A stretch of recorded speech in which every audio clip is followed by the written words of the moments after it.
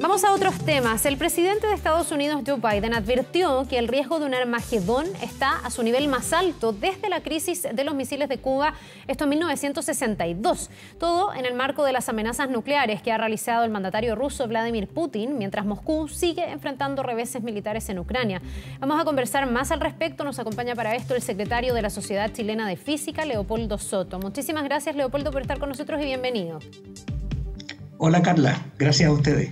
A ver, a uno le asusta muchísimo esta declaración de Joe Biden que hace alusión a la capacidad nuclear de Rusia, una Rusia que además está en problemas, que no ha tenido un desempeño en este conflicto como esperaría.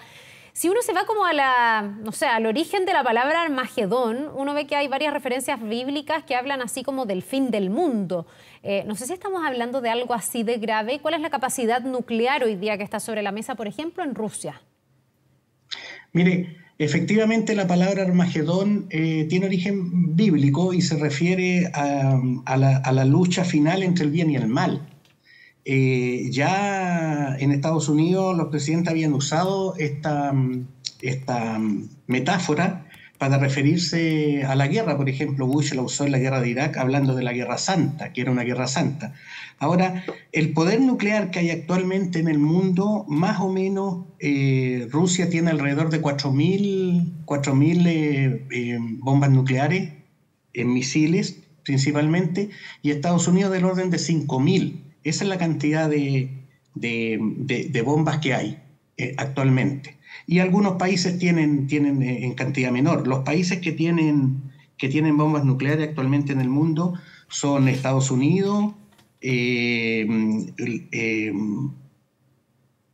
Francia, el Reino Unido, Pakistán, la India, China. Esos son principalmente los países que actualmente tienen armas nucleares. Leopoldo, respecto de Rusia, y respecto de la capacidad nuclear en general, ¿estos son como datos chequeados? En el fondo, ¿se sabe públicamente cuánta capacidad nuclear tiene cada país? ¿Hay algo de especulación? Y lo pregunto porque a lo mejor desde el punto de vista militar, cuando comenzó este conflicto, se esperaba que Rusia aplastara a Ucrania, que fuera mucho más fácil, y la verdad es que han tenido muchos reveses. Entonces, mi pregunta es, ¿está constatada esa capacidad nuclear rusa o también puede tener algo retórico? A ver, esos números que le he dado yo son los que se tenían más o menos el año 2010. Ya. Hace y tiempo. Posteriormente a eso no ha habido pruebas nucleares. Se dejó de hacer pruebas nucleares y una de las dificultades que tienen las bombas nucleares, o ventaja para nosotros en realidad, es la obsolescencia que tienen en términos tecnológicos. No necesariamente deberían funcionar después de varios años. Sin embargo, Rusia declara que le hizo mantención alrededor de 3.000 de su armamento nuclear. Ya, pensando en que funcionara. Ahora quien se ocupa de hacer estas investigaciones es la Agencia Internacional de Energía Atómica, que ahí es donde están los datos oficiales. La Agencia Internacional de Energía Atómica nace con la idea es una organización internacional que nace con la idea de transformar, de que no exista nuevamente la proliferación nuclear y que la energía nuclear y atómica sea usada para la paz. Ahora, cada cierto tiempo, no sé si usted escucha probablemente que cuando hay sospecha de que algún país está desarrollando alguna bomba nuclear, se produce una visita, una misión de expertos de la Agencia Internacional de Energía Atómica a revisar esa situación. Pero en el caso de las grandes potencias, ellos no se dejan revisar. Pero la información de inteligencia que hay de los diferentes países sostienen que este sería el número de bombas nucleares, de armamento nuclear que existiría actualmente en el mundo. Ya. De todas maneras, es una cantidad impresionante, del orden de 8.000 en todo el mundo, es enorme. No, tremendo, y por eso que asusta. Y en Rusia y Estados Unidos principalmente. Claro, dos superpotencias en esta materia. Ahora, suponiendo que funcionara, digamos, porque usted me dice que hay un tema de mantención, suponiendo que es cierto que Rusia ha hecho las mantenciones y que esto funcionara, ¿de qué capacidad estamos hablando? ¿Es algo absolutamente letal para la humanidad? ¿Es algo que se puede usar de manera controlada? Usted me habla de, no sé, 5.000 bombas. ¿Se pueden Estamos hablando, tenemos que fijarnos en el poder de una, se podría usar tácticamente de modo de ir generándole el daño a quien uno le quiere generar, o esto se descontrola y se propaga y la verdad no hay cómo controlarlo. Hay diferentes tipos de bombas y están principalmente los misiles, que se transportan en misiles y están principalmente catalogadas por la capacidad de alcance que tienen. Hay algunas que son transatlánticas, que pueden alcanzar hasta 15.000 kilómetros de distancia, y las más pequeñas en alcance, que son de algunos cientos de kilómetros. Lo que al parecer estaría, lo que se conocería como una ofensiva táctica nuclear, es el uso de esta del alcance de algunos cientos de kilómetros, y la devastación que pueden tener es que es bastante terrorífica. La verdad es que hay una zona cero donde explota la bomba, el misil, la ojiva nuclear, y esta puede dañar inmediatamente una zona que podría ser del tamaño de un estadio, donde ahí en la zona cero muere toda la gente, inmediatamente. El 100% de mortalidad. Hay un pulso electromagnético también, porque se producen muchos electrones y eso produce un pulso electromagnético que daña las instalaciones electrónicas, y también algunos objetos mecánicos, producto de este pulso electromagnético. De hecho, en Hiroshima, en el museo, están una serie de relojes, que todos los relojes se pararon en el momento de detonación de la bomba. Claro. Relojes mecánicos.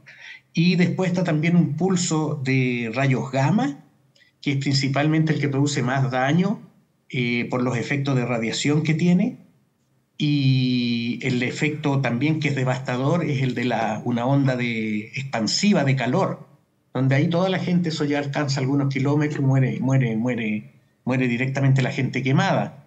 Y está la onda de choque, que esta se expande a la velocidad del sonido. La onda de choque produce un vacío en la zona central, en la zona cero, se expande y después se devuelve. Entonces la onda de choque golpea 2 veces, por decirlo de alguna manera. Y así, hay daños ambientales posteriores, daños climáticos, hay un blackout de que hay ondas de radio que no se pueden transmitir por algunas horas o semanas, etc. Y así los efectos son tremendos. Tremendo. Ahora, ¿Leopoldo? Perdón, dígame. Y esto que usted describe también con todos los efectos desde el centro, digamos, donde eventualmente pudiera caer una bomba, hacia cómo se va expandiendo y propagando, ¿es algo controlado? Es decir, si a alguien se le ocurriera, en este caso Vladimir Putin, lanzar una bomba, ¿sabe exactamente cuál va a ser la capacidad de propagación de esa bomba, la afectación, o podría ser algo que se sale de control? Porque aquí también una pregunta, me imagino yo, que se debe hacer un líder de estas características, es hasta qué punto podría afectar a su propio país, hasta qué punto podría afectarse a sí mismo, hasta qué punto, porque algunos dicen, si aquí se desata una guerra nuclear, o sea, básicamente es como la extinción de la humanidad. Me imagino que es parte Vladimir Putin de esa humanidad que podría ser extinta en ese escenario. Bueno, el alcance, o el efecto de un misil hoy en día se sabe razonablemente bien, y corresponde a regiones bastante acotadas. De hecho, hoy día, pero si se usan varias, pueden ser en términos destructivos más eficaces que una bomba grande. Curiosamente eso es así, porque el efecto es proporcional a la superficie, y resulta que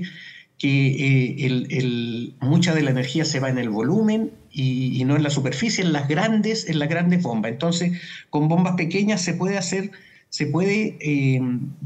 la precisión con que al lugar donde llegan es muy alta. Sin embargo, efectivamente el efecto que podrían tener podría ser menor al que se supone, debido a esta posible obsolescencia que haya, pero en ningún caso, al ser menor, deja de ser devastador tampoco. Ahora, tendría que haber, para que haya una destrucción completa de la humanidad, tendría que haber una respuesta de parte de Estados Unidos completamente global a este ataque, o sea, sería realmente una locura. Ahora, Leopoldo, Ahora, perdón, ese sí, completamente global, ¿basta con que, por ejemplo, Rusia pudiera usar sus armas nucleares y Estados Unidos respondiera? claro, si es que se fueran usando todas, Entre los dos pero ya tienen una eso capacidad me acuerdo, suficiente para comprometer al mundo, digamos, al planeta, ¿o no? o sea, por lo menos gran parte de los continentes, al Ya. menos del continente de Norteamérica y Europa. Ahora sí también hay efectos de las bombas, de usar un misil en la zona de Ucrania, por ejemplo. Podría haberse afectado también de alguna manera Rusia por la lluvia radioactiva, que también es uno de los efectos, etcétera. Entonces también tienen que saber muy bien en qué dirección del viento la lanzan, etcétera. Pero, pero de acuerdo a los especialistas internacionales, en política internacional y en geopolítica, sería muy raro que se desplegara una guerra nuclear. En eso yo no soy especialista, pero esto ha sido más bien es como, son amenazas que no dejan Claro. de asustar, pero no pareciera que fuese posible que se desencadenara una cosa así, pero de todas maneras el ser humano siempre nos Mm. sorprende en su estupidez. Sí, ahora usted dijo algo bien relevante, porque claro, una cosa es si uno cree, si uno no cree. Joe Biden en el fondo dice, yo conozco bien a Vladimir Putin y creo que está hablando en serio, y por eso también desde Occidente se mira como con mucha preocupación, para qué decir en Europa, que están mucho más cerca. También en la Comunidad Europea ha habido cierta reacción de decir, ojo, porque estamos hablando de un líder con una personalidad bien particular, digamos. Pero usted dice algo que a mí me parece bien clave, como con la posibilidad de que algo así no fuera efectivamente realizado por Vladimir Putin, porque usted dice, si esto se usara en Ucrania, podría eventualmente sentirse el efecto en Rusia. O sea, estamos hablando de países que están Claro, muy cerca, y a lo mejor no el efecto que usted describe en la zona cero, donde moriría la gente instantáneamente, pero sí en la radiación que esto va generando, ¿no? Porque en Hiroshima, en Nagasaki, hemos visto que los efectos de las bombas han durado durante años de años, con una población que ha sido crónicamente afectada por algo que partió por un hecho puntual como la caída de las bombas, digamos. así es, así es. Por otro lado, también los expertos, digamos, los mismos asesores de Biden le hicieron notar que sus comentarios no eran lo más apropiados, porque esto es como cuando la gente empieza a amenazarse en la calle en una riña, entonces uno insulta al otro y sucesivamente, y hasta que al final después de insultarse y gritarse por mucho rato, terminan golpeándose. Pues entonces, Sí. los asesores de Biden también le hicieron notar que esta no era una forma apropiada de enfrentar esta situación. De hecho, aquí la solución tiene que ser política, porque la guerra no es más que la extensión de la política cuando ya no tiene más medios. Totalmente. Entonces hay que agotar todas las instancias políticas, pero tampoco nos olvidemos que el único país que ha usado una bomba nuclear en una guerra ha sido Estados Unidos, y Mm. lo usó 2 veces, en Hiroshima y Nagasaki. Entonces, también hay que tener presente eso, que no hay, nadie aquí está libre de pecado. El que esté libre de pecado que lance la primera piedra. Sí. Ahora, Leopoldo, volviendo al tema más técnico, porque usted tiene toda la razón, aquí esto también tiene que ver con una cosa de mostrarse los dientes a nivel político, hay todo un tema geoestratégico también, pero desde el punto de vista técnico siempre se dice, lo que pasa es que este conflicto se da con el botón sobre la mesa, y hay como una idea de que esto es llegar, apretar un botón, que salga un misil y que la bomba caiga en algún lugar. Mi pregunta es si es tan simple como eso el proceso, si es que un líder como Vladimir Putin, o supongamos Joe Biden en Estados Unidos, para poner las cosas en parejo, digamos, como dos potencias nucleares, si quisieran usar una bomba nuclear, tienen que quemar una serie de etapas, tiene que haber gente que esté de acuerdo. Me imagino que hay como un plan, no sé si es una persona apretando un botón y destruyendo al enemigo, o sí. Mire, ese tema me sobrepasa como físico, Ya. ¿ah?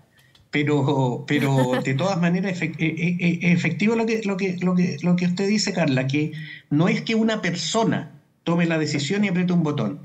Hay un conjunto de asesores, políticos, militares, que son los que toman la decisión. Y no es tampoco que se apriete un solo botón, deben apretarse, de acuerdo a lo que se sabe, simultáneamente 2 botones a la vez, y tienen que ser presionados por 2 personas distintas. Ah, ya. Entonces, hay una serie de situaciones que o sea, que son discutidas previamente. por los equipos militares, de asesores, diplomáticos, etcétera. Para yo creo que son finalizar, las cosas que se Leopoldo, tienen que agotar antes de las conversaciones, antes de llegar a una situación o sea, esperemos tan dramática. Esperemos que nunca se llegue a esa situación. Para finalizar, usted me hablaba de bombas intercontinentales y me dijo cuánto recorrido podían hacer. Yo no sé calcular, obviamente. Si eso es suficiente para que, por ejemplo, Rusia y Estados Unidos llegaran a sus territorios con una bomba nuclear, con una bomba atómica. ¿Tienen esa capacidad? Sí, tienen esa capacidad porque además tienen desplegados submarinos desde donde pueden lanzarlo en diferentes partes del planeta. Ya, y pueden ser Entonces, así de lanzándolo certero. desde un submarino pueden llegar, los rusos pueden llegar a Estados Unidos y Estados Unidos puede llegar a Rusia. Ya, así de certero. Es decir, yo hoy día detono esta bomba y cae en territorio estadounidense o viceversa. Y sé dónde con precisión exactamente. Sí, hasta hace 20 años atrás se decía que la precisión con que podía lanzarse un misil era que si se lanzaba desde Estados Unidos a Rusia con la intención de que entrara por la puerta del Kremlin, el error era que entrara por la ventana. Y viceversa, si es que se lanzaba a la Casa Blanca, hacia la puerta, el error podía ser que entrara por la ventana. Esa es más o menos la precisión con la que se puede lanzar. Ya, bueno, gracias por ayudarnos a entender un poquitito esto que obviamente asusta. Entendemos por lo que dice que ponernos en este escenario abriría básicamente algo sin retorno. Entonces uno esperaría que esto no ocurra, pero es interesante desde el punto de vista del desarrollo de la tecnología a los niveles, a lo que ha llegado el poder tener hoy día potencias nucleares. Sí. Le agradecemos, Leopoldo. Es interesante señalar que no ha habido, hasta donde se sabe, más fabricación de armas nucleares desde hace al menos una década. Entonces eso es importante saberlo. Lo que hay es lo que había hace una década. Ya, y que ojalá se vaya desarmando, que es la aspiración del mundo. Exactamente, hay acuerdos para eso, que se vayan desarmando. Que se cumplan, ojalá, eso sí. Muchísimas gracias, Leopoldo Soto, secretario de la Sociedad Chilena de Física. Que le vaya muy bien, que tenga un buen día. Gracias, chao. Nos vemos.